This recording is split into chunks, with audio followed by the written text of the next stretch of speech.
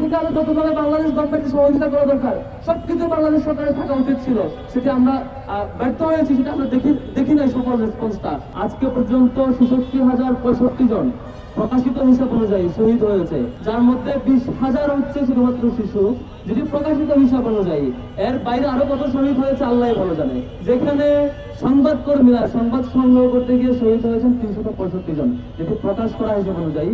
এই এত মাত্রায় শহীদ এই অল্প সময়ে, সেখানে আমাদের সামুদ ফ্লোটিলার মধ্য দিয়ে যে বাহিনী, যে নৌযানগুলো আমাদের গিয়েছে, আমাদের বাংলাদেশের শহীদ আলম থেকে শুরু করে গ্রেট ডেটা টুর্নিবার্ড পর্যন্ত আরো যারা যারা বিভিন্ন দেশের রাষ্ট্র এমপি, সিলেক্টেড অ্যাক্টিভিস্ট, বিভিন্ন কালচারাল অ্যাক্টিভিস্ট অনেকে গিয়েছে। এটা খুবই ক্ষুদ্র সহযোগিতা, এটা দিয়ে আমরা অনেক উৎফুল্ল হচ্ছি, ক্ষুদ্র খেলা। এরপরও আমাদের দিক থেকে অনেক বেশি সাপোর্ট এবং সমর্থন তাদের প্রতি থাকবে যারা এই সাহসিকতা দেখিয়েছেন। কিন্তু এটা দিয়ে ফিলিস্তিনের মুক্তি আসলে হচ্ছে না।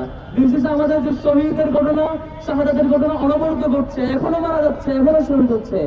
এই যে ইসরায়েলের ব্যাপারে প্রতিবাদ প্রতিরোধ, এর মধ্য দিয়ে সমাধান হচ্ছে না। ট্রাম্প আরেকটা ষড়যন্ত্র এঁকেছে, আপনারা দেখেছেন যে হচ্ছে তারা 20 দফা প্রস্তাব দিয়েছে, 20টা পয়েন্ট। তার মধ্যে একটা হচ্ছে তিনি ইউকের সেই তৎকালীন প্রাইম মিনিস্টার, যিনি ইরাকে গণহত্যার জন্য অন্যতম দায়ী, টনি ব্লেয়ার, তাকে গাজার প্রশাসক হিসেবে তিনি প্রস্তাব করছেন। কি ঘৃণ্য একটা প্রস্তাব! যিনি ইরাকের গণহত্যার জন্য অন্যতম দায়ী ব্যক্তি, তাকে গাজার বর্তমান ক্রাইসিস ম্যানেজমেন্টের জন্য প্রশাসক হিসেবে প্রস্তাব করছে। আমরা এই প্রস্তাবনার নিন্দা জানাচ্ছি এবং বাংলাদেশ সরকারকে এই প্রস্তাবের নিন্দা অবশ্যই জানাতে হবে। বাংলাদেশ সরকারের প্রতি আমরা সেই দাবি জানাই, আমরা শুধুমাত্র ত্রাণ সহযোগিতা পাঠাই নেই, শুধুমাত্র অল্প অল্প সহযোগিতা পাঠাই নেই, কিছু কালচারাল অ্যাক্টিভিস্ট গেলেই এই গাজা কিংবা ফিলিস্তিনবাসীদের পার্মানেন্ট সলিউশন কখনোই হবে না। এখন যে ক্রিটিক্যাল মুহূর্ত মুখোমুখি হয়েছে গাজাবাসী, কোন ধরনের সহযোগিতা পাচ্ছে না। ইতিপূর্বে আমরা এত ক্রিটিক্যাল পরিস্থিতি দেখি নাই। আমরা বাংলাদেশ সরকারকে আহ্বান জানাবো, এই ঢাকাকে আমাদেরকে অবশ্যই গ্লোবাল সলিডারিটি হাব বানাইতে হবে।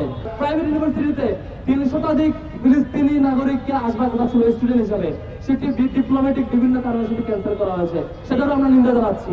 চট্টগ্রামের সেই একটা বিশেষ প্রাইভেট ইউনিভার্সিটির 300 শতাধিক স্টুডেন্টকে ফিলিস্তিন থেকে বাংলাদেশে আসার পিছনে যারা বাধা তৈরি করেছে, সেটিও ক্ষতি দেখা দরকার।